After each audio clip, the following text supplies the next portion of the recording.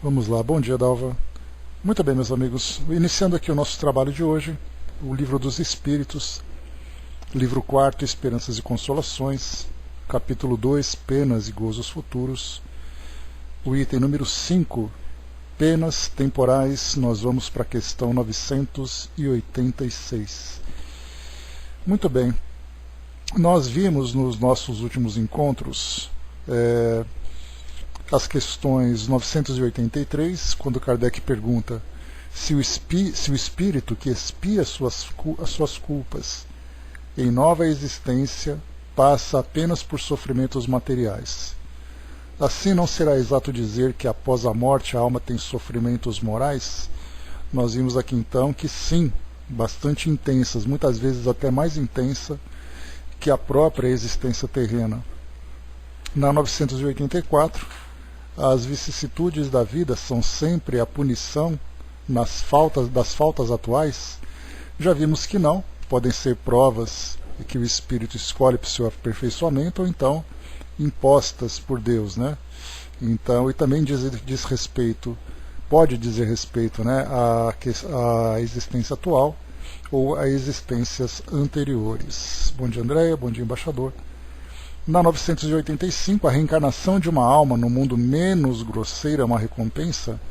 E a resposta dos espíritos, bem simples, é a consequência da sua purificação. Avançando um pouco mais agora, na 986, Kardec pergunta se o espírito que progrediu na sua existência terrena pode às vezes reencarnar no mesmo mundo?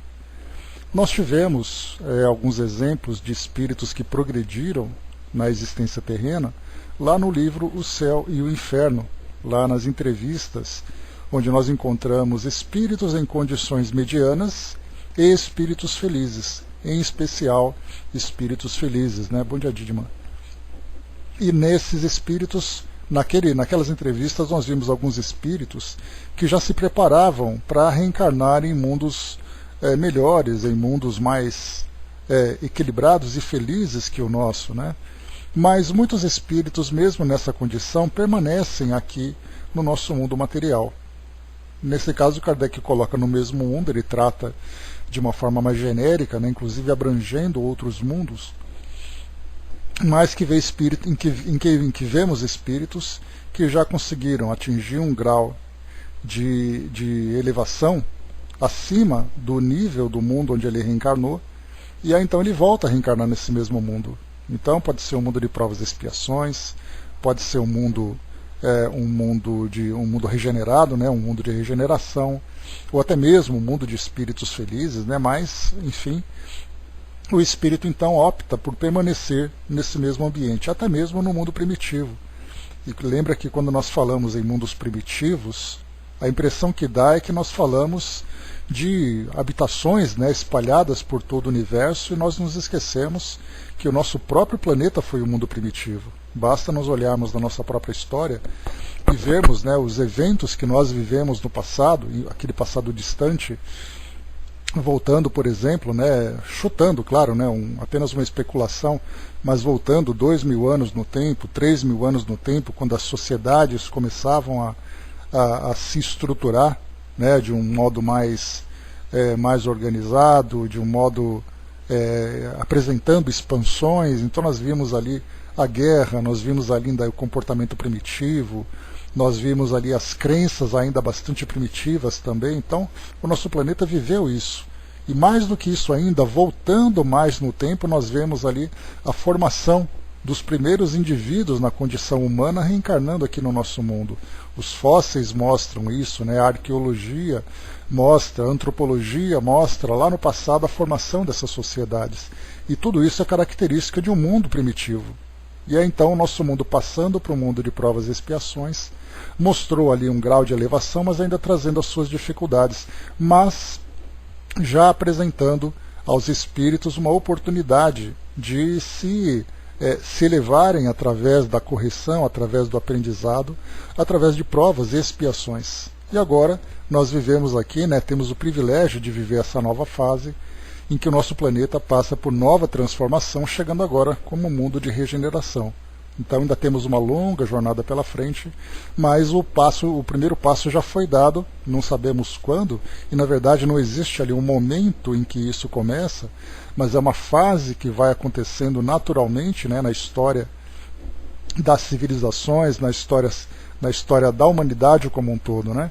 Então, reencarnando num mundo como esse, nós vivemos aqui as experiências de um modo produtivo, de um modo bastante construtivo, aprendemos bastante, nós temos a opção de avançar para outros mundos, mas nós podemos fazer a opção de continuarmos por aqui. E aí, claro, a gente vai se perguntar, mas por que eu vou ter que reencarnar num mundo como esse? Né? Bom dia, Elcio. A Dava colocou, né, para os mundos mais evoluídos, nós somos primitivos, né? Então é a mesma coisa, a gente vai sempre observando, né, que nos mundos inferiores ainda se tem muito para aprender. O que se reconhece é exatamente esse grau de primitivismo ainda, né? Podemos colocar o mundo primitivo na sua verdadeira acepção, naqueles mundos em que começa realmente a formação do caráter, a formação dos valores, a formação da inteligência, né? E mundos como nossos em que nós estamos numa condição inferior a deles, né? Porque nós já apresentamos um grau de elevação. Apesar de nós vivermos ainda num mundo em que nós percebemos ainda tantos problemas que nós vivemos, se voltarmos no tempo, nós veremos que lá atrás os problemas eram muito mais complexos do que os nossos. Então, temos ali, né, uma comparação entre aquilo que nós fomos e aquilo que nós somos. Bom dia, Otávio. Bom dia, Flávio. Bom dia, Choconete. Vamos lá, então. Então, Kardec perguntou, o espírito que progrediu na sua existência terrena pode, às vezes, reencarnar no mesmo mundo? A resposta, sim, se não pôde cumprir a sua missão e ele mesmo pedir para completá-la numa nova existência. Mas então não será mais para ele uma expiação. Então, vemos, né, nessa resposta que, para o espírito, se ele tem condições de ser, digamos assim, promovido para o mundo mais elevado, ele não é constrangido a viver no mundo, naquele mundo anterior que ele viveu, no mundo que ele viveu na encarnação anterior.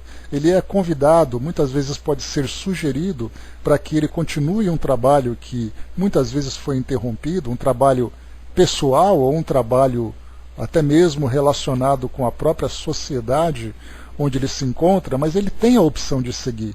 Ele recebeu merecimento para isso, né?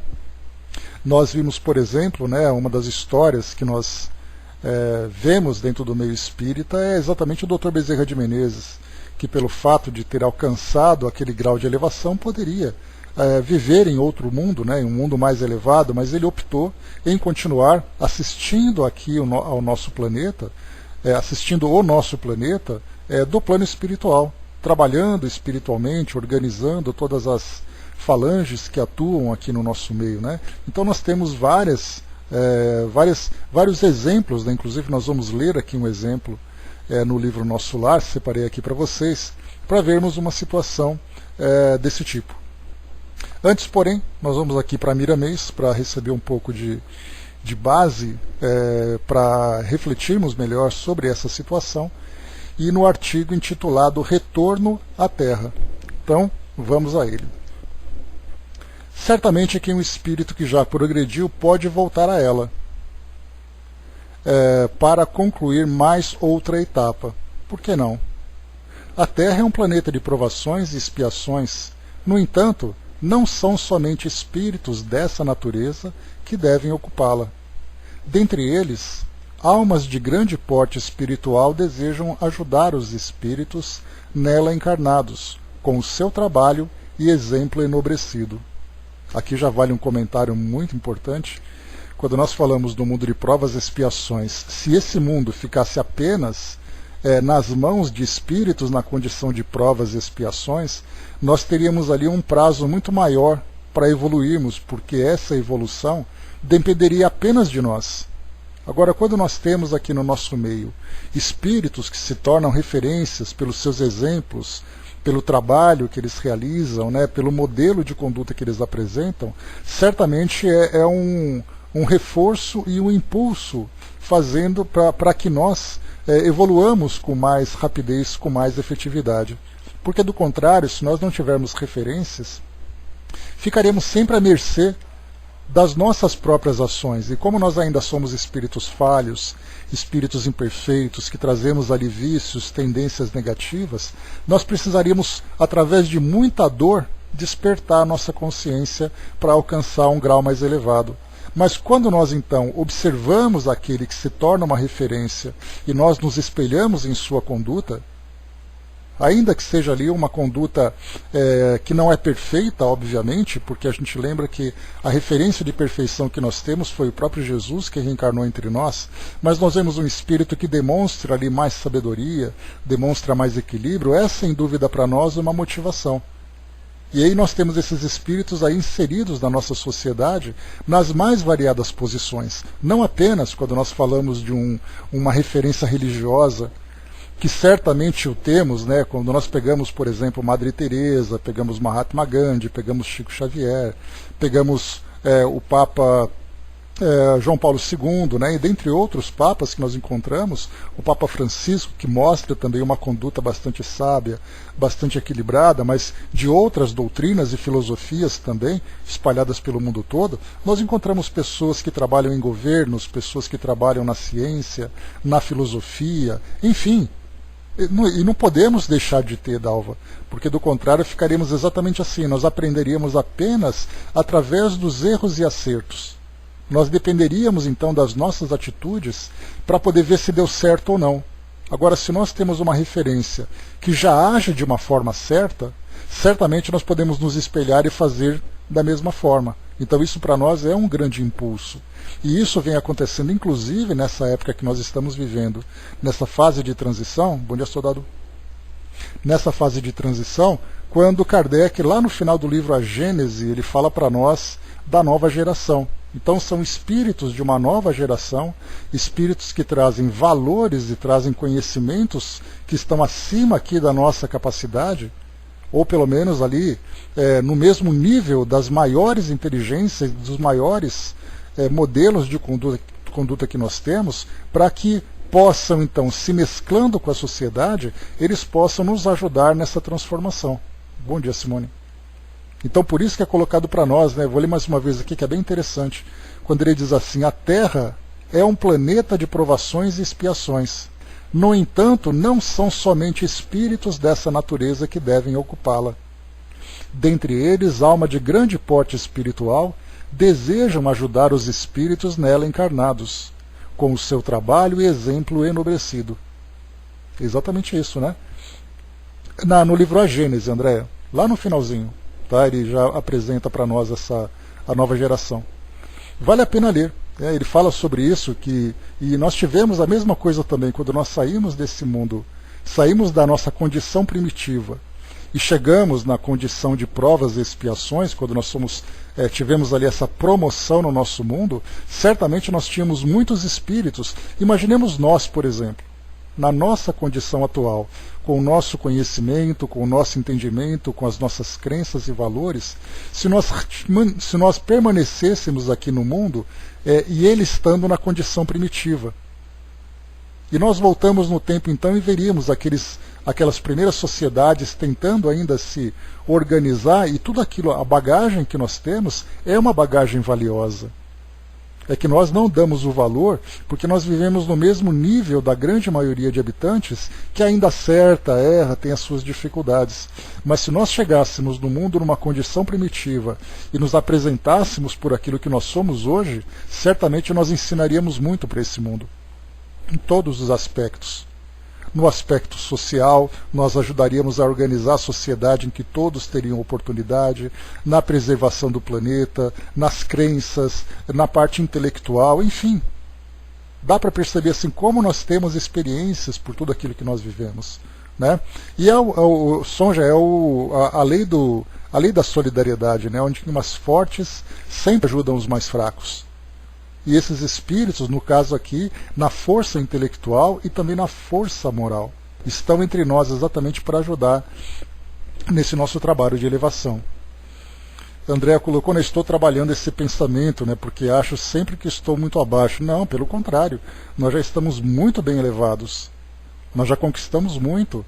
Então as nossas imperfeições hoje, que tanto nos incomodam, esse incômodo já mostra uma elevação, porque no passado a gente errava e achava que isso era a coisa mais normal do mundo. Hoje, qualquer tipo de pensamento equivocado que nós temos já traz para nós aquele alerta da consciência dizendo isso é certo ou isso não é certo. O soldado colocou, né, nós podemos aprender muito com os seres animais também, né? Da mesma forma, tudo é aprendizado, né? Didima colocou, né, acho que temos muito a aprender com as lições, das lições que o mundo de provas e expiações, né, ainda não captamos todos os ensinamentos que as tribulações desse mundo, né? Por isso que nós estamos hoje entrando no mundo de regeneração, mas essa entrada é um processo, não é apenas uma travessia. Você não atravessa apenas uma porta. Então nós vamos vivendo ainda essas dificuldades, mas a tendência é que nós nos equivoquemos cada vez menos, porque com a consciência mais desperta, com a consciência mais alerta, nós já prestamos mais atenção nesse discernimento entre o certo e o errado e já temos também mais motivação para acertar, embora nós não consigamos ainda o acerto perfeito. E estamos longe disso ainda, mas nós estamos errando cada vez menos, nós não percebemos isso, né? Dava colocou, né, a história do exílio de Capela demonstra isso. É um grande exemplo que traz para nós exatamente dessa fase em que nós saímos do mundo primitivo para o mundo de regeneração. A história desses espíritos que estiveram entre nós traz para nós, mostra exatamente esse processo. A Vanessa colocou, né, muitas vezes me sinto envergonhada. A vergonha é o alerta. Temos que lembrar isso, no mundo primitivo não existe vergonha, não existe constrangimento, cada um age pelo instinto. Agora não, agora nós temos a consciência que chama atenção. E aí quando a gente dá aquela derrapada, vem o constrangimento, vem a culpa, mas também vem a vontade de fazer certo de novo. E essa vontade de acertar é exatamente ali o primeiro passo que nós damos em direção a essa regeneração. Porque aquele que não se dispõe a ajudar, e nós vemos isso com grande facilidade no nosso mundo hoje, basta ver os crimes que acontecem. Aqueles que cometem crimes só se sentem constrangidos quando são flagrados, quando são presos. Mas do contrário, continuariam. Hoje não, hoje nós damos um passo, se dá um deslize, já vem para nós ali o alerta da consciência. Vamos aqui com o Miramês de novo, continuando. Ele diz assim, então, falava sobre o exemplo e o trabalho enobrecido, né? Essa é a renúncia dos seres transcendentais. Sempre aportaram no planeta esses espíritos de eco para a sustentação do amor e da caridade. O fato desses espíritos elevados voltarem ao mundo não quer dizer que deverão passar por provas e expiações. A doutrina espírita nos diz isso pela sua filosofia, que busca no mais além verdades mais acentuadas, de sorte a despertar as criaturas que já esperam o estímulo para desabrochar suas qualidades espirituais. O mundo espiritual está sempre presente junto aos encarnados, procurando mostrar a eles os caminhos que deverão trilhar, renovando conceitos e alertando sobre perigos que deverão encontrar nos roteiros traçados pelo destino. Tudo depende da perseverança no bem, para que o amor e a caridade se mostrem nos portais do coração. Ensinou-nos Jesus: é na vossa perseverança que ganhareis as vossas almas. Lucas 21:19. Repetindo, é na vossa perseverança que ganhareis as vossas almas. Essa perseverança é exatamente aquilo que eu comentava com vocês. O desejo de acertar. Não quer dizer que nós consigamos, mas o desejo. É na firmeza dos princípios elevados que conheceremos a nós mesmos, vencendo as imperfeições e buscando a luz na vida maior. A existência nos pede não pararmos. Alinhemo-nos com Deus e dentro dele, passo a passo, compreendendo que é na luta que alcançaremos a felicidade. Nós, do mundo espiritual, somos necessitados de mais compreensão, e a fonte é Jesus. Também estamos buscando, e junto aos encarnados, formamos um todo, e a coletividade em busca desperta certamente mais atenção na vida maior. Todos os livros que escrevemos são para nós como uma oração a Deus, para que Ele nos abençoe enviando para nós outros o melhor de vida e de paz, de amor e de fraternidade. Aqui também é interessante, né? Quando a gente fala dos trabalhos que os espíritos fazem, né? na atuação junto aos encarnados, né? Como acontece aqui conosco, né? Nas participações que nós temos, nos livros que chegam para nós, nas mensagens, nas inspirações de palestras, na verdade não é apenas uma demonstração de sabedoria, é o exercício dessa sabedoria. Porque a sabedoria simplesmente guardada, ela acaba sendo não apenas improdutiva, como até mesmo esquecida. Mas no momento em que ela é exercida, em que você precisa ali fazer reflexões, você precisa fazer um planejamento, você precisa pôr em prática, isso é, sem dúvida nenhuma, uma forma de você pôr em prática aquilo que aprendeu e ao mesmo tempo solidificar esse conhecimento. Então, como é colocado para nós, né, cada livro que é escrito, que foi colocado aqui por Miramês, né, todos os livros que escrevemos são para nós como uma oração a Deus, para que Ele nos abençoe, enviando a nós outros o melhor de vida, de paz, de amor e de fraternidade. Estás na carne, passando por crises nesse fechamento de século. Isso porque o livro foi escrito no final do século XX, né? Porque o terceiro milênio tem uma decisão mais aprimorada. E olha, nós já estamos na segunda década do terceiro milênio, né? Então bastante coisa aconteceu de lá para cá. E essa fase que nós estamos vivendo agora, né, de pandemia, de reflexões, de transformações de comportamento e tudo mais, para nós já é também um divisor de águas. Nós podemos contar depois, né, o antes e o depois dessa fase. Os homens estão procurando decidir por si mesmos os destinos do planeta, mas enganam-se. Somente Deus controla a vida e traça roteiros para toda a humanidade. Reforçando, né? Nós achávamos que o mundo nos pertencia e que nós faríamos dele aquilo que bem entendêssemos, né? E aí então vem a pandemia dizendo que não, vocês vão seguir por esse caminho porque é assim que está determinado, né? Por isso é colocado para nós. Ele disse mais uma vez: os homens estão procurando decidir por si mesmos os destinos do planeta, mas enganam-se. Somente Deus controla a vida e traça roteiros para toda a humanidade. Quer o melhor roteiro que esse que nós estamos vivendo? Está certo que é um roteiro infelizmente trágico, porque há necessidade desses grandes abalos para despertar a nossa consciência, mas certamente não fomos nós que traçamos esse roteiro. É chegado o momento de grandes almas descerem à face da terra para conduzi-la. Onde há muitos sofrimentos, certamente que a proteção será maior. Estás amadurecendo as qualidades que moram na intimidade da consciência e do coração. Devemos compreender que somente o Cristo nos mostra os caminhos a serem trilhados por toda a humanidade. Ele é, pois, o pastor. Disse Jesus: na casa de meu Pai há muitas moradas. Certamente que existem muitas delas. No entanto, as almas que deverão ocupá-las devem estar na sintonia dessas moradias, para que a justiça se mostre na presença do Criador. Não devemos temer, porque o Cristo é o nosso guia, né?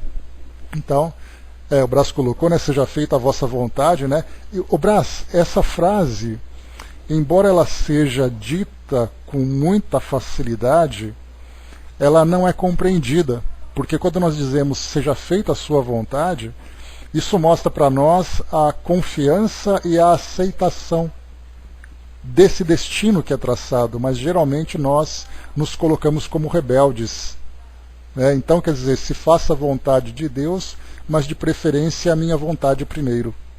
E aí então cada um com a sua própria vontade, e nós então colocamos o egoísmo, que é exatamente o culto ao próprio ego, como sendo ali a melhor referência.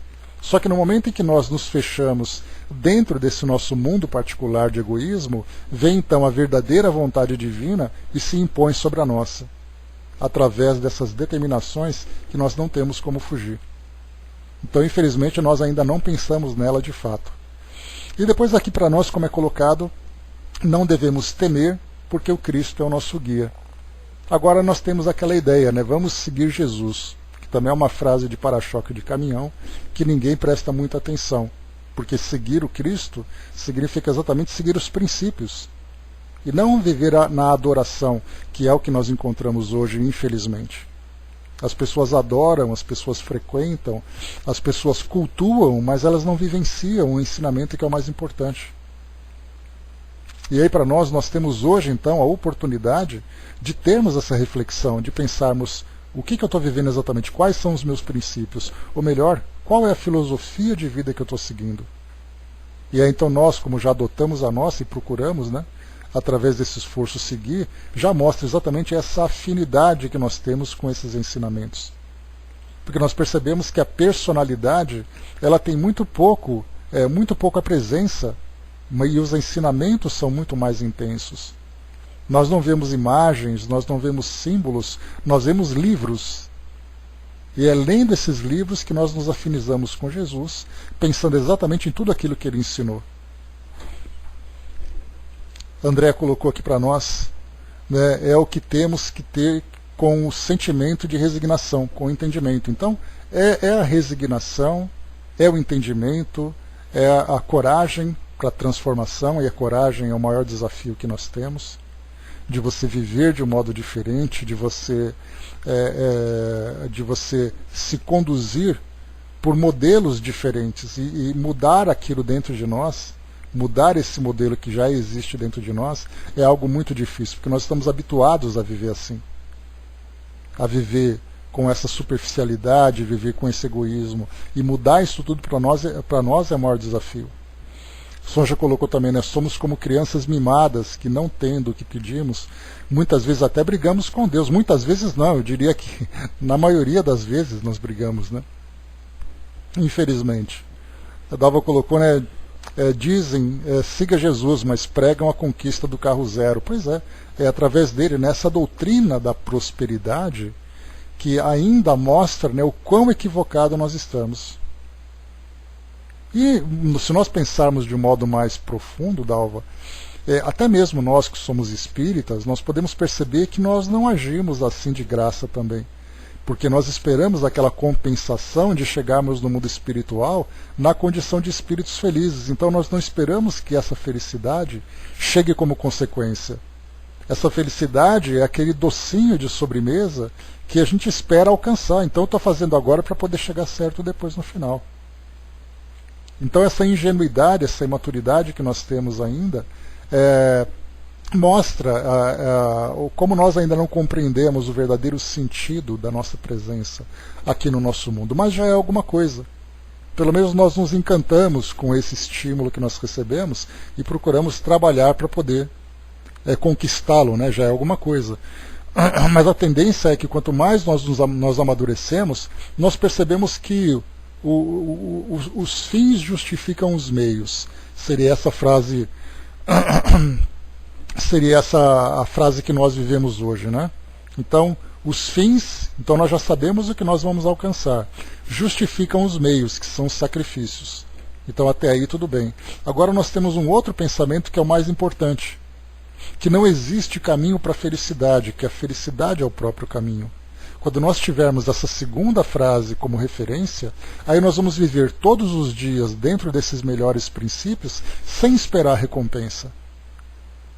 Porque a recompensa já vem agora.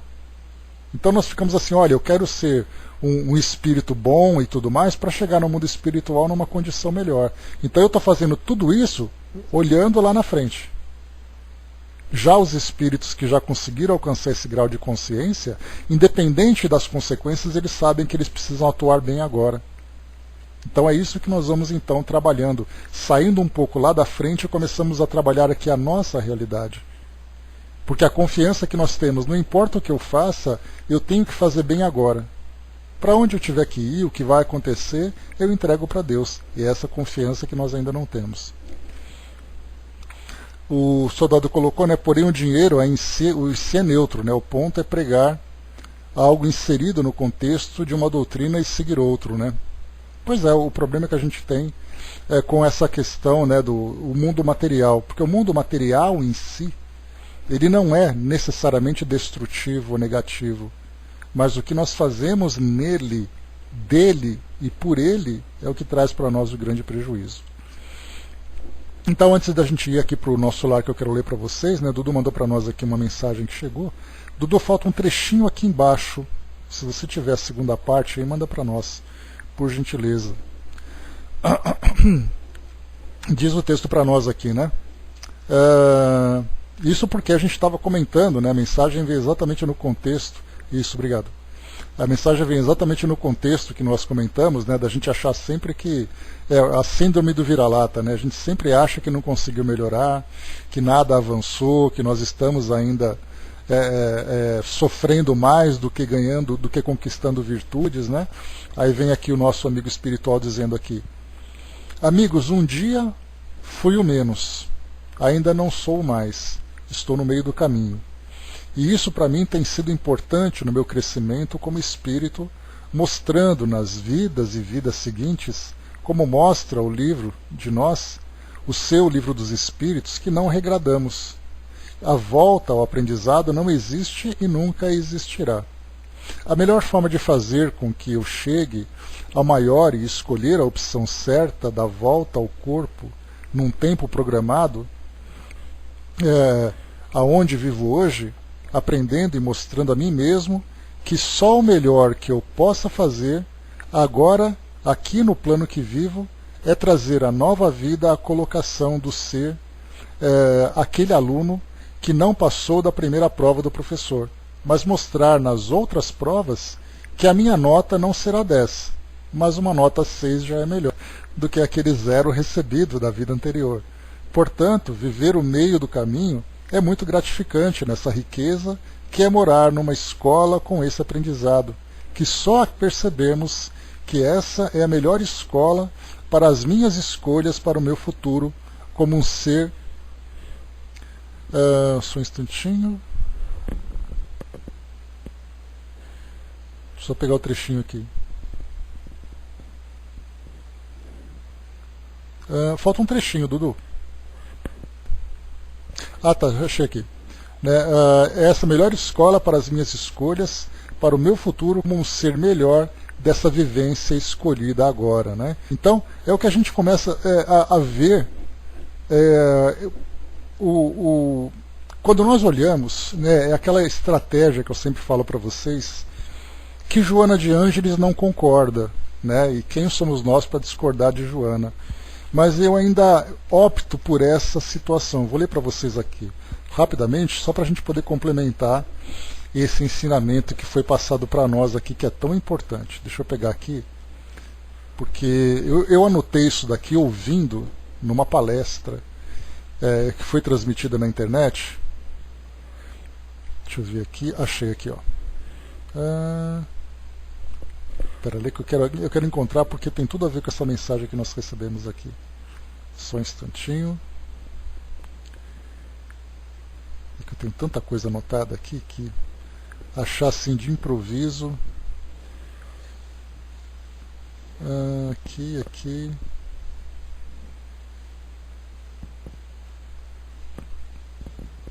É claro que eu não ia achar, né? Bom, mas eu vou resumir para vocês aqui, depois eu acho o texto completo e passo para vocês, porque eu achei que é muito interessante. Porque eu sempre comento com vocês assim, que quando nós pegamos grandes referências, né, bom dia, dona Miriam, que as grandes referências, né, que são esses espíritos mais elevados que nós lemos, né, sobre quem nós lemos, espíritos que fazem grandes trabalhos pela humanidade, e aí então nós desejamos fazer o que eles fizeram. Só que nem sempre a gente tem condições para isso. E aí então, diante desses nossos fracassos ou dessa nossa incapacidade, nós achamos que estamos no fundo do poço, que é esse 0 que nós tiramos em existências anteriores. Só que na verdade, quando nós pegamos então referências que estão mais próximas da nossa realidade, de pensar alguém, por exemplo, da nossa convivência, ou mesmo alguém aqui do nosso mundo que se torna um modelo mais palpável, né? Eu acho que é melhor, porque assim nós vamos crescendo gradualmente. Porque geralmente nós pensamos, Jesus é a nossa referência. poxa, mas Jesus é uma referência tão grande, né? Como é que a gente vai tentar chegar, né? Tentar encontrar um espelho como uma referência como essa, né? Vamos nos espelhar como em Jesus. Então eu opto, né, em pegar referências menores, aqueles que mostram uma pequena virtude diante de uma situação onde eu tenho dificuldade, uma outra pessoa que mostra ali uma conquista em que eu posso também me espelhar, sem aquela ideia de inveja, sem aquela ideia de ciúme, mas se tornando realmente uma referência. Joana chama atenção, nessa mensagem que eu não estou encontrando aqui agora, que ela diz assim que nós não devemos nos espelhar nas pessoas, porque as pessoas são falhas. Achei aqui, ó. Ela diz assim, ó, evita eleger homens modelos para seguires. Eles também são vulneráveis às injunções que experimentas e às vezes comprometem-se, o que de maneira alguma deve constituir desestímulo. Né? Então essa mensagem que ela coloca, ela diz exatamente isso, né? Que eleger homens modelos. Eu gosto de fazer essa leição. Quando você vê uma pessoa virtuosa vivendo aqui no nosso meio, nós não precisamos tirar o 10 do Cristo, como foi colocado pelo nosso amigo espiritual aqui, mas nós podemos tirar o 6 daquela referência que nós adotamos. E de 6 em 6 quer dizer, passamos de ano, alcançamos a média. E nós não tiramos mais aquelas notas, né, porque a gente sabe que aquilo que é mal feito tem que ser feito 2 vezes. Isso mostra aqueles alunos que estão em recuperação. Se a gente consegue dar esse passo mais consistente, a gente percebe que essa consistência mostra realmente que o aprendizado foi assimilado. Então, para nós hoje, né, de pensar, olha, eu tenho essa dificuldade, eu vou tentar não fazer de novo, até o momento em que eu vou acertar. E aplicando cada vez mais, né, esforço, cada vez mais determinação, dedicação. Então nós percebemos que nós estamos avançando gradualmente.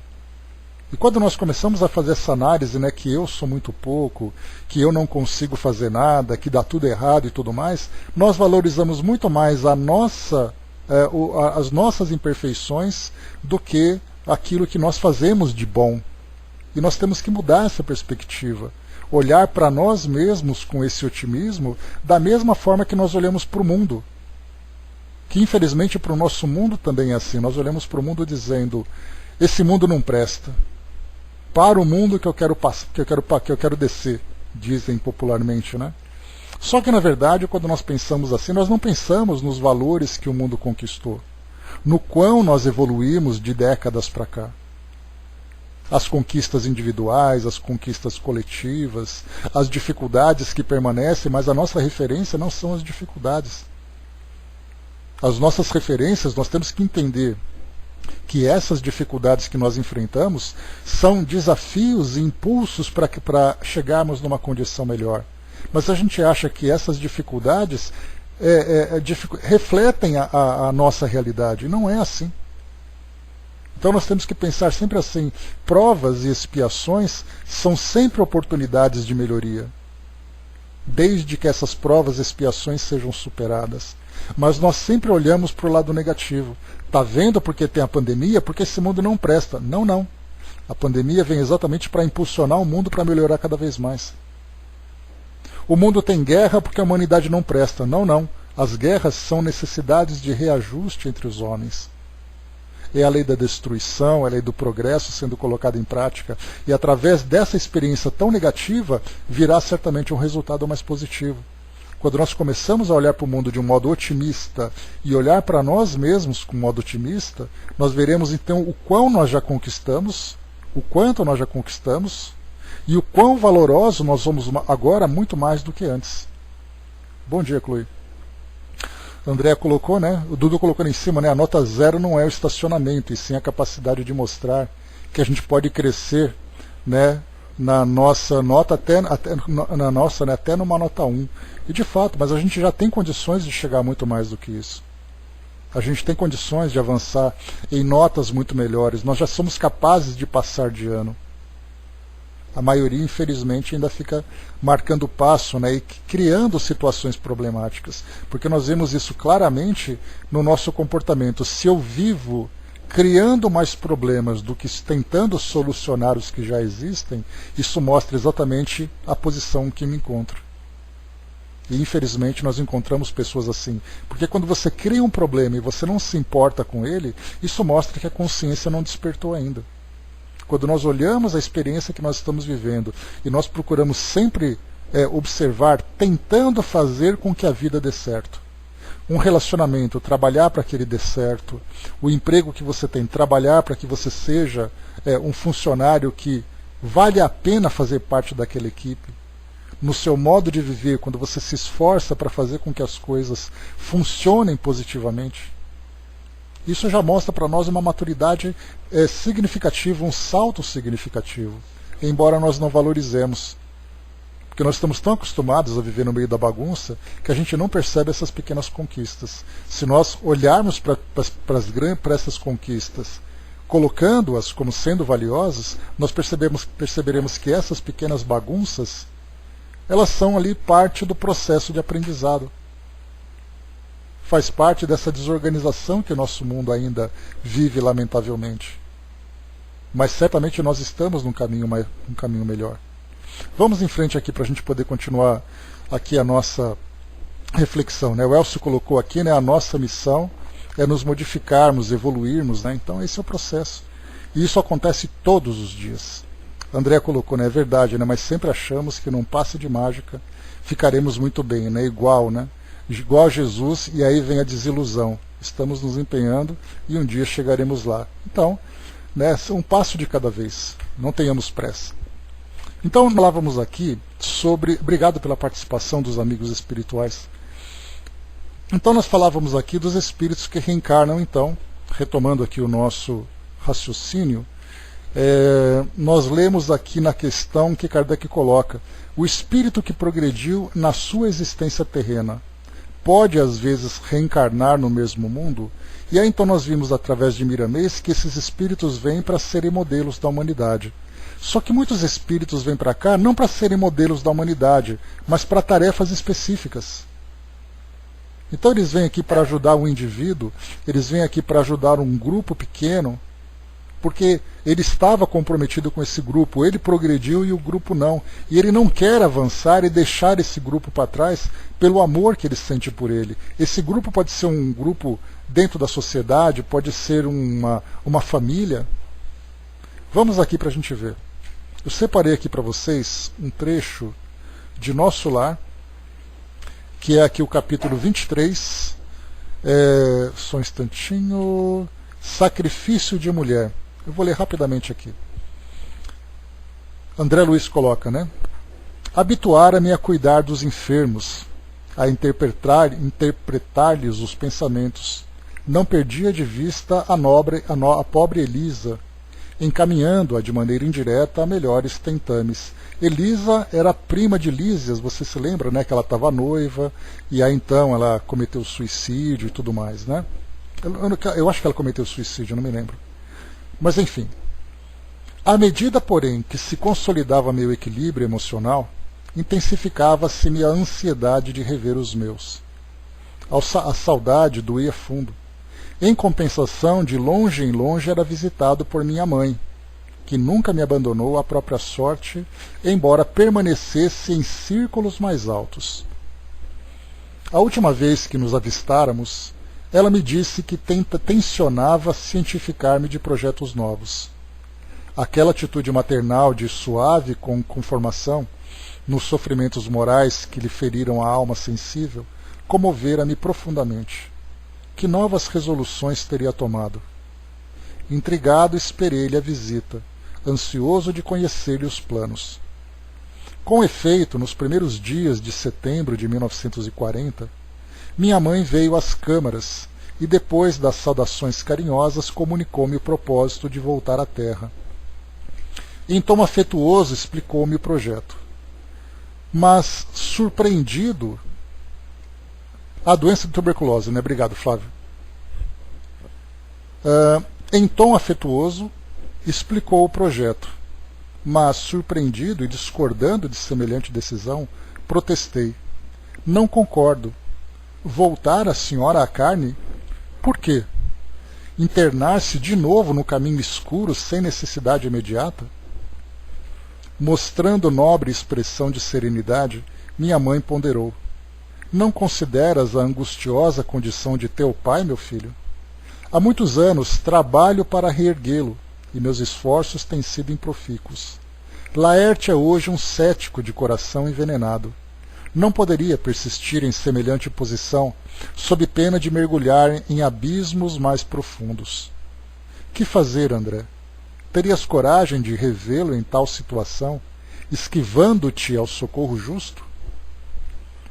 Não, respondi impressionado. Trabalharia por auxiliá-lo, mas a senhora poderá ajudá-lo daqui mesmo. Não duvido. No entanto, os espíritos que amam verdadeiramente não se limitam a estender as mãos de longe. De que nos valeria toda a riqueza material se não pudéssemos estendê-la aos entes amados? Poderíamos, acaso, residir num palácio, relegando os filhinhos à intempérie? Não posso ficar à distância. Já que poderei contar contigo aqui, doravante reunir-me-ei a Luísa, a fim de auxiliar teu pai a reencontrar o caminho certo. Pensei e redargui. Insistiria, no entanto, com a senhora. Não haverá meios de evitar essa contingência? Não, não seria possível. Estudei detidamente o assunto. Meus superiores hierárquicos foram acordes no conselho. Observem aqui. Meus superiores hierárquicos foram acordes no conselho. No Livro dos Espíritos diz: sim, resposta dos Espíritos. Se não pôde cumprir a sua missão, ele mesmo pedir para completá-la em uma nova existência. Mas não será mais para ele uma expiação. Então, se ele pedir para completar essa missão numa nova existência. E continua aqui. Eles foram acordes no conselho. Não posso trazer o inferior para o superior, mas posso fazer o contrário. Olha só que importante isso. Não pode trazer um ser numa condição inferior para se elevar se ele não tem condições para isso. Mas aquele que é elevado pode descer para poder ajudar. Não posso trazer o inferior para o superior, mas posso fazer o contrário. Que me resta, senão isso? Não devo hesitar um minuto. Tenho em ti o amparo do futuro. Não te perca, pois, meu filho, e auxilia tua mãe quanto puderes transitar entre as esferas que nos separam da crosta. Isso porque André Luiz agora ele já evoluiria e passaria então a atuar, né, nas diversas colônias, nas diversas esferas intermediárias entre nosso lar e o planeta, né, que nós estudamos nas outras obras. Então é uma motivação que ele tem para se aperfeiçoar cada vez mais. Entre mentes, zela por tuas irmãs, que talvez ainda se encontrem nas sombras do umbral e em trabalho ativo de purgação. Estarei novamente no mundo em breves dias, onde me encontrarei com Laerte para os serviços que o Pai nos confiar. E aqui depois continua André Luiz argumentando, né, para tentar entender, né, uma outra forma de ajudar e tudo mais. Mas a ideia que eu queria passar para vocês, deixa eu ver aqui, ela continua falando aqui um pouquinho mais sobre as dificuldades de Laerte, né, que era o pai de André Luiz e tudo mais, e mais as jovens com quem ele se envolveu, vocês se lembram, né? Eram outras jovens com quem ele vivenciava ali uma vida de infidelidade e tudo mais. E a mãe de André Luiz, então, vai reencarnar, vai se juntar a Laerte novamente e vai receber aquelas jovens como filhas. Então nós percebemos que a missão dela, ela poderá, durante a sua trajetória, fazer parte de grupos de trabalho, de crença, enfim, grupos sociais em que ela pode se tornar uma referência pela nobreza que ela já conquistou. Mas a sua principal missão vai ser uma missão familiar, uma missão particular. Então, muitas vezes, quando nós falamos em missão, nós lembramos que até mesmo aqui no Livro dos Espíritos, dizem para Kardec, então, os instrutores espirituais, que a paternidade e a maternidade são missões. Então eu penso assim, eu sou um espírito missionário, eu vim para acabar a fome no mundo. Não. Eu vim aqui para cuidar de duas pessoas. Pessoas que me são caras ao coração e que ficaram para trás nesse processo de evolução enquanto eu consegui avançar. Vemos então o que é a missão desses espíritos. Então eu queria só ilustrar para vocês, né, esse relato que André Luiz apresentou para nós, porque mostra exatamente ali os esforços que os espíritos nobres fazem. Porque a ideia, isso vai inclusive, né, entra em conflito com aquela ideia dogmática que infelizmente as religiões tradicionais ainda apresentam, de que você vai para o paraíso viver toda a eternidade contemplando Deus. Enquanto que nós vemos que o verdadeiro espírito, para que ele possa conquistar a felicidade, ele só é feliz quando ele consegue compartilhar a felicidade com outros. Quando ele consegue trabalhar em benefício daqueles. Cada espírito que você faz com que ele seja feliz, é para você também um motivo de felicidade. E nós já conversamos, né, em outras oportunidades, aquela história de que você desencarna, você vai para o mundo espiritual e você vai então para o paraíso. E aí eu coloquei para vocês, que mãe consegue ir para o paraíso olhando para trás e vendo que os filhos estão sofrendo? Que mãe consegue avançar, que espírito consegue avançar no mundo espiritual, olhando para trás que aqueles que são afetos ao coração estão numa condição pior? Então, na verdade, a nossa felicidade, ela é uma conquista coletiva, porque é a nossa felicidade em função da felicidade dos outros. Do contrário, é uma felicidade egoísta, e que espírito egoísta consegue ser feliz, de fato. A Sonja colocou ali, né, comemorar cada avanço conquistado por nós e por aqueles que estão próximos, sempre, né? A Andréa colocou, né, isso é verdade, né? Haja visto os indescritíveis problemas familiares que existem em nossa sociedade, né? Então, muitas vezes nós reencarnamos nesse meio como parte da solução, porque nós fizemos parte também do problema originado no passado, ou nós vamos como parte da solução através de uma missão, de um sacrifício que nós fazemos, porque é um sacrifício dentro do nosso ponto de vista. No caso da mãe de André Luiz aqui, ela não cita o nome na obra, né? Não tem nome, a mãe dele não tem nome, né? Apresentado para nós aqui.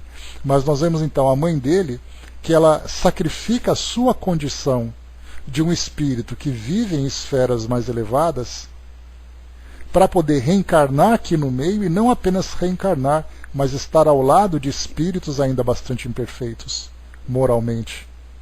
E o trabalho dela vai ser exatamente inspirar esses espíritos através dos conselhos, através do exemplo, para fazer com que eles se regenerem. Se ela será bem-sucedida ou não, já é uma outra história. Porque o trabalho dela vai ser influenciar e trabalhar por essas conquistas. Se aqueles espíritos aceitarão essa influência, já é uma outra história. Que nós já vemos casos também de espíritos que fazem de tudo para ajudar e o outro não avança, porque ele prefere ficar naquela condição. Aí então ele acaba ficando, infelizmente, né, dentro da posição que ele escolheu de grande sofrimento, entre a vontade e entre o livre-arbítrio, que é fundamental. A Chaconete colocou lá em cima, né, todo dia arruma um pouco dessa bagunça, né, um dia vai ficar mais organizado, mais organização que a bagunça. Na verdade já está mais organizado que a bagunça, Chaconete. É isso que eu falo para vocês, a gente acha que a bagunça é sempre maior do que a organização, e a gente não presta atenção em tudo que já foi arrumado. E muita coisa já foi. E a gente não fala daquilo que é exterior, a gente fala daquilo que está dentro de nós. O fato de nós pensarmos nesse trabalho para melhoria, de nós nos esforçarmos apesar das nossas dificuldades, isso para nós é uma conquista tão importante que nós demoramos várias e várias encarnações para chegar na condição que nós estamos hoje. E a gente vai pensar, mas é tão pouco, né? Pouco diante daquilo que nós imaginávamos chegar, né? Mas é muito diante daquilo que nós já conquistamos, não tenhamos dúvida disso. Né? O Elcio colocou aqui, né, ao reencarnarmos, algo já se modifica, e de fato acontece mesmo. Avançando aqui, vamos lá, Livro dos Espíritos, 987. Antes a Sonja colocou para nós, né, o que acontece no caso do espírito que recebeu ajuda a não avançar? Aquele que veio ajudar, como fica? Fica frustrado, com toda certeza, né, porque nós já vimos nós já estudamos sobre os espíritos protetores, né? E eu falei assim falei para vocês que a melhor forma que nós temos de entender o trabalho de um espírito protetor, de um mentor espiritual, de um espírito amigo, é nós nos colocarmos no lugar dele. Então imaginemos que nós estamos no plano espiritual, numa condição melhor, mais equilibrada, e nós temos um protegido encarnado aqui no nosso mundo. Todo o nosso trabalho vai ser levar a ele inspirações para que ele possa escolher sempre o melhor caminho. Mas não significa que ele vá seguir. E para nós isso é bastante frustrante, de ver que todo o esforço que nós estamos fazendo não está fazendo efeito, não por nós, porque isso é questão de vaidade, né? Dizer assim, eu estou fazendo tanto e ele não aceita. Não é por isso, é porque o amor que nós sentimos por aquele espírito faz com que nós lamentemos o sofrimento que ele causa a si próprio. Mas aí é claro, né, que os espíritos que estão com essa atribuição têm uma compreensão diferenciada. Vocês se lembram quando nós estudamos sobre aquela mensagem que eu trouxe para vocês, quando nós falamos sobre o aborto de espíritos, o aborto de uma gestação fruto de um estupro. Foi um caso dramático que nós vimos, né, quando nós chegamos naquele ponto. Então imaginemos, né, uma mulher sofre uma violência doméstica, sofre uma violência dessa natureza, e aí então ela é engravida. E aí então os espíritos, obviamente, compreendendo ali toda a trama, porque nós vemos apenas a violência, os espíritos no plano espiritual enxergam o contexto daquilo tudo, que certamente é lamentável, mas cada espírito tem ali a sua história. E aí então eles vão trabalhar para que esse aborto não aconteça, porque certamente é um comprometimento. A lei humana permite que o aborto aconteça nesses casos. A lei divina diz para nós que está tudo dentro daquilo que Deus determina. Nós não entendemos os motivos. E aí então os espíritos responderam. Eles não criticam aquela mulher que pratica o aborto. Eles apenas dizem, ela não consegue. Ou seja, se ela não consegue, é respeitado esse direito que as pessoas se impõem, mas nós sabemos que existem consequências, e essas consequências terão que ser trabalhadas. E esses espíritos certamente estarão ao lado para ajudar nesse reerguimento. Por isso então esses espíritos que são tutores, que assumem esse papel de tutores, observam aqueles que são seus tutelados com suas dificuldades, com suas falhas, com suas quedas. E a lamentação que eles têm é exatamente isso, que o espírito ainda não consegue. Por isso, como a Sonja colocou, no caso de um espírito que reencarna, que procura ajudar aquele grupo ou aquele indivíduo com quem ele tem ali aquela ligação, aquela afinidade, lamenta-se por ele, porque chega uma hora em que o espírito precisa passar pela dor. Não adianta você, olha, eu estou tentando ajudar, mas ele não aceita a minha ajuda. E aí então as próprias leis divinas têm mecanismos dolorosos, infelizmente, que vão fazer com que esse espírito desperte. E nem sempre ele terá essa companhia, porque a resposta vai ser, olha, você esteve próximo, você tentou e não conseguiu. Então é hora de outro tipo de lição despertar a consciência dele. E aquele espírito que tem essa ligação vai dizer, então eu fico de longe observando, ajudando como eu posso. Porque a experiência daquele espírito agora é uma experiência individual. Então nós vemos assim que o amor ele se manifesta de várias formas. Ele se manifesta quando você está presente, embora distante, observando ali sempre a trajetória daqueles que fazem parte ali do nosso coração, né? Bom dia, professor. Seguindo em frente, vamos lá, pessoal. 987. O que acontece com o homem que, sem praticar o mal, nada fez para se libertar da influência da matéria? Nós viramos um pouco a página, então, aqui agora para entrar num outro contexto. É aquele espírito que não é mau, mas ele se encontra acomodado na condição de encarnado dele. Ele gosta dos prazeres da vida, prazeres que não são prazeres destrutivos, mas também não são construtivos. É aquele espírito acomodado. Estar encarnado para ele está bom. O que acontece com esse espírito? A resposta: desde que não deu nenhum passo na direção da perfeição, deve recomeçar uma existência semelhante à que deixou. Fica estacionário, e é assim que pode prolongar os sofrimentos de sua expiação. Então, exato, né, André? Nós estudamos lá sobre o nome dele era Privé. Deixa eu pegar aqui que eu tenho anotado. É o espírito Privat d'Anglemont, que nós estudamos, né, que era um bom vivant na França, né, que gostava das noitadas, que escreveu livros sobre os prazeres que Paris oferecia e tudo mais, né? E chegando no mundo espiritual, ele não era um espírito mau, não era um espírito ruim, mas era um espírito que curtia a vida. E exatamente se encaixa nessa situação, né? Então, quer dizer, é o espírito que não progride e que na próxima existência ele vai ter uma vivência da mesma natureza. Só que esse retorno ao mundo espiritual, a gente lembra que estar na condição de um espírito errante, na condição de espírito errante, vai fazer com que ele reveja a sua vida, porque ele estará no mundo espiritual com a condição, na mesma condição que ele estava como encarnado.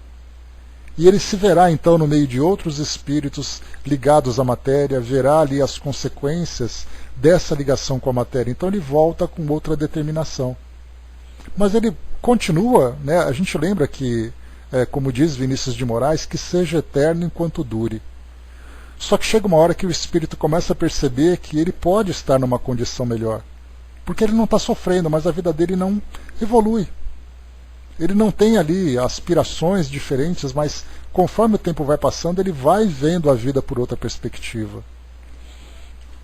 O Brás colocou um primo meu que contribui para uma casa de recuperação de alcoólatra e drogados, né? Um dia ele estava apavorado com a situação, então perguntou: padre, será que esse povo recupera? O padre então respondeu: amigo, se nós recuperarmos apenas um, já fizemos a nossa parte, né? Não deu para entender, Brás, tranquilo. Então, o que nós vemos aqui, né, é exatamente isso, o trabalho que é feito por esses espíritos. No caso, por exemplo, desse padre, no caso das pessoas que estão ali próximas, certamente tem pessoas que têm ligação com essas circunstâncias. E outros espíritos se comprometem pela missão, pelo desejo de ajudar, muitas vezes com histórias ligadas com esses grupos. Então eles fazem todo esse trabalho para ajudar a recuperar esses espíritos, né, que passam por essas situações dolorosas, mas eles têm que respeitar o tempo de cada um. E se um, pelo menos, conseguir se transformar, já é certamente uma conquista.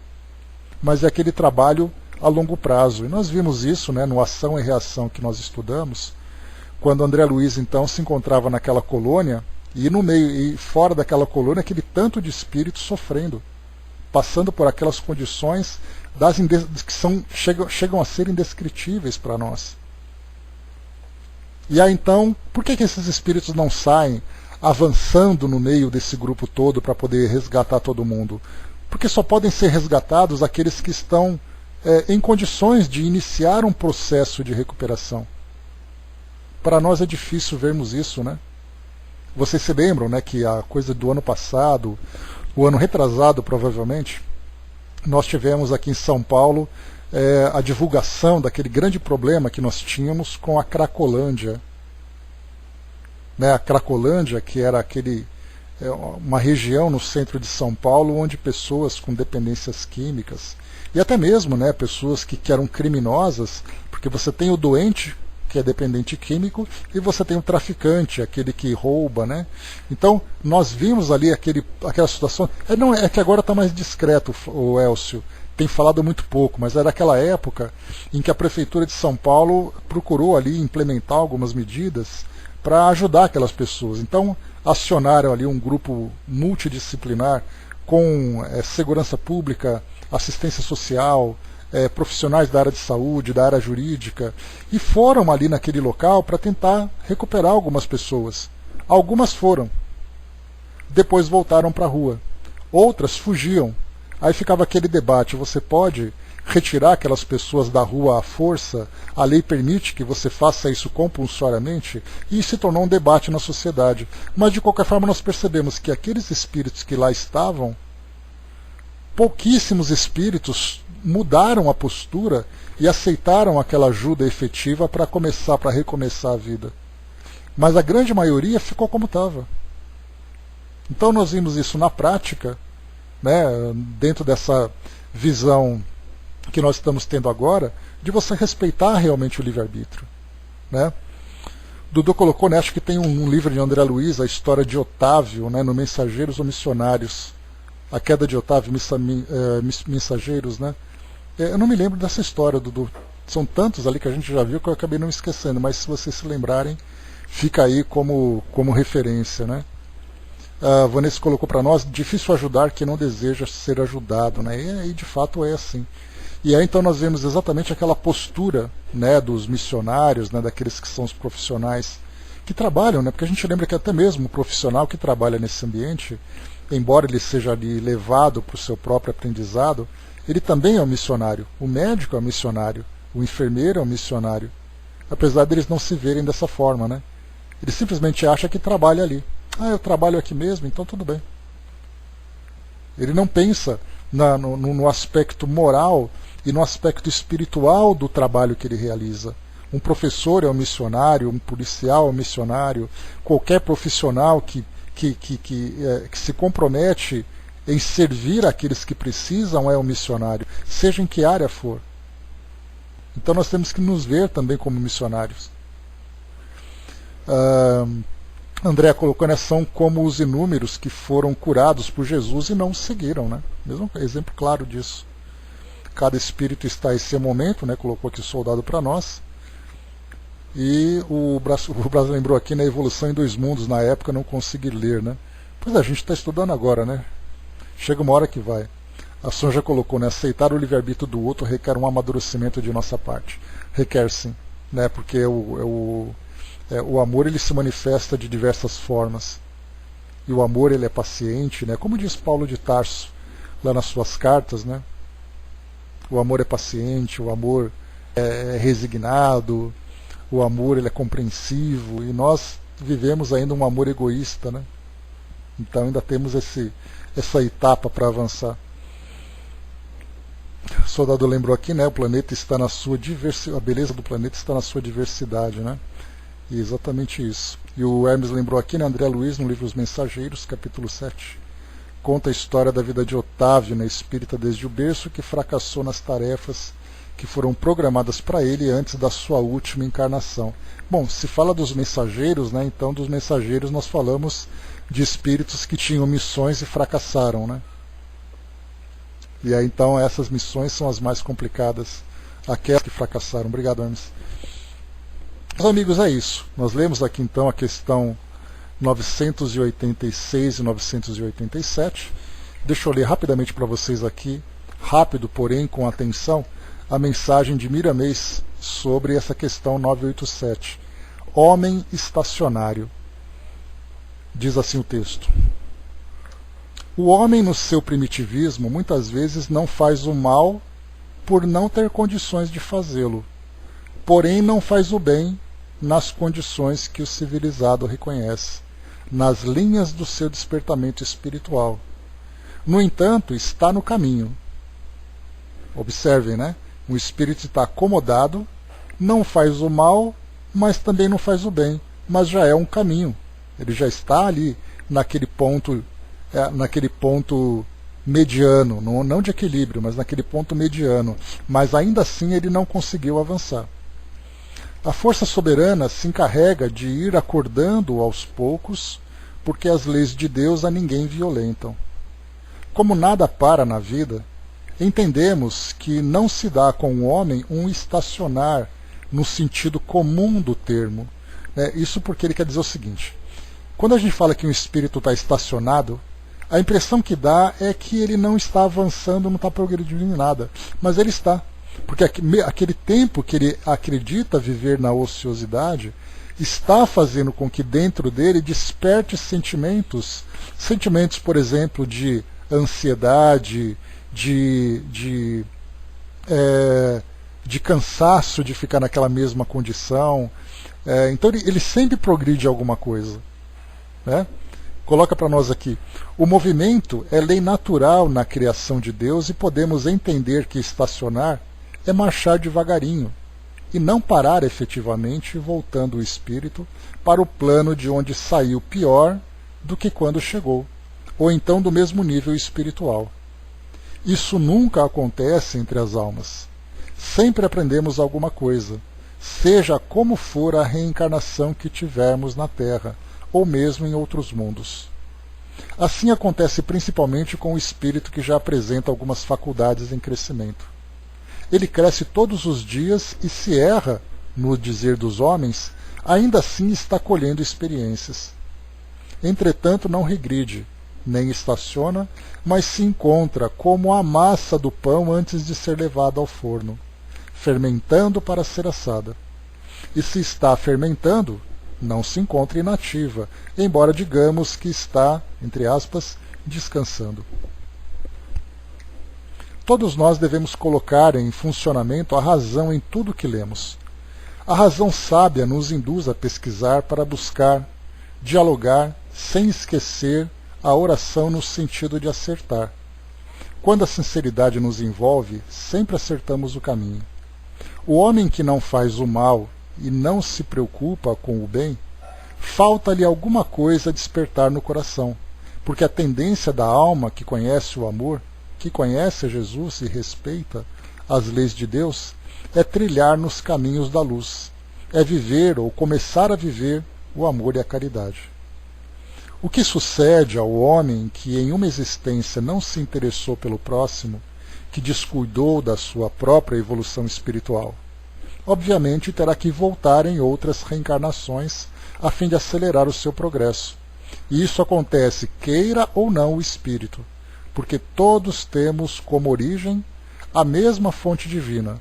E se todos somos iguais, todos temos a mesma destinação. Quase sempre esse homem que não se interessa pelo bem-estar da coletividade e o seu próprio adiantamento é rico, apegado ao conforto material. Observemos o que Tiago registrou. Aqui Tiago, capítulo 1, versículo 10. E o rico gloria-se na sua insignificância, porque ele passará como a flor da erva. O conforto faz esquecer que a vida na carne é breve e que tudo pode mudar. No entanto, uma existência, mesmo a de quem não se interessa pelas coisas do espírito, tem utilidade, e a alma, ainda que lentamente, ascende um pouco na sua elevação. Voltamos a afirmar que na natureza nada há inútil. A cada passo, cada dia, minutos e segundos, estás te libertando da influência do mal, porque na carne estás sempre recebendo lições e entrando em processos de maturidade até chegar o dia do afloramento dos valores espirituais. É importante saber que Deus é amor e que Jesus nunca desampara suas ovelhas. Ele é o pastor generoso e santo. Então aqui, como é colocado para nós, para finalizarmos, vemos aqui que até mesmo o espírito estacionário, como é colocado para nós aqui na questão 987, né? Se ele não deu nenhum passo em direção à perfeição, vai recomeçar uma existência semelhante à que deixou. Fica estacionário e é assim que deve prolongar os sofrimentos de sua expiação. Então esse estacionário, como nós vimos, acaba sendo para nós, né, uma ideia de que o espírito, embora ele seja improdutivo, ele evolui, né, a partir dos estímulos que ele recebe, ele aprende, ele se conscientiza. A Angelina trouxe para nós aqui uma mensagem dos amigos espirituais também. Vamos lá. Sou um viajante dos mundos perambulando em busca de amigos. Aqui cheguei pela sintonia. Gostei e fiquei a observar. Tenho o desejo de acompanhar, se permitido for, para estudar com todos. Busco completar o que deixei no caminho. Fui um estudante de literatura, sonhador. Quando aqui chegar, lembre-se do sonhador. Seja bem-vindo, sonhador. Que viveu, né? Que viveu e morreu pó. Amor, sonhador. Então mais um amigo chegando para nós aqui, chegando no nosso grupo, aqui na nossa turma, né? Seja sempre bem-vindo. Então, meus amigos, é isso, né? Aqui temos então vários exemplos, várias histórias, vários depoimentos e muitas reflexões para todos nós, né? Então podemos dizer que somos um grupo privilegiado, privilegiado por termos essa oportunidade de pensar em coisas que infelizmente o mundo ainda não pensa, de pensar na nossa destinação, de pensar no nosso futuro, de pensar no nosso presente e de refletir bastante com relação ao nosso passado. E tomarmos a partir de agora, então, decisões diferentes, pensando sempre que qualquer decisão equivocada vai fazer com que nós reduzamos a nossa velocidade de progresso. Eu quase falei que nós ficaríamos estacionados, mas já acabamos de aprender, né, que ninguém fica estacionado, mas a gente acaba retardando o nosso progresso, acaba diminuindo a velocidade desse crescimento que é tão importante para todos nós. E nós já estamos embalados, né? Basta a gente perceber que o avanço está seguindo, né? Dudu, para quem conhece os 6, o 1 acaba sendo pouco, né? Então a gente consegue agora olhar para os 6, olhar para a média para poder passar de ano, né? Já é alguma coisa. Meus amigos, encerrando por aqui então o nosso estudo de hoje. Próximo estudo nosso, questão 988, que vamos falar aqui sobre, também aqui, esse tema que é para nós as penas temporais. Fechando por aqui. Ele coloca penas temporais porque são penas temporárias, na verdade, né? E não penas eternas, né? O contrário das penas eternas que nós tanto ouvimos falar, que você vai para o inferno e você vai ficar ali por toda a eternidade. Nós percebemos que infelizmente é uma ilusão negativa, uma ilusão que acaba limitando a nossa capacidade de crescimento. E aí quando nós entendemos então que nós estamos limitando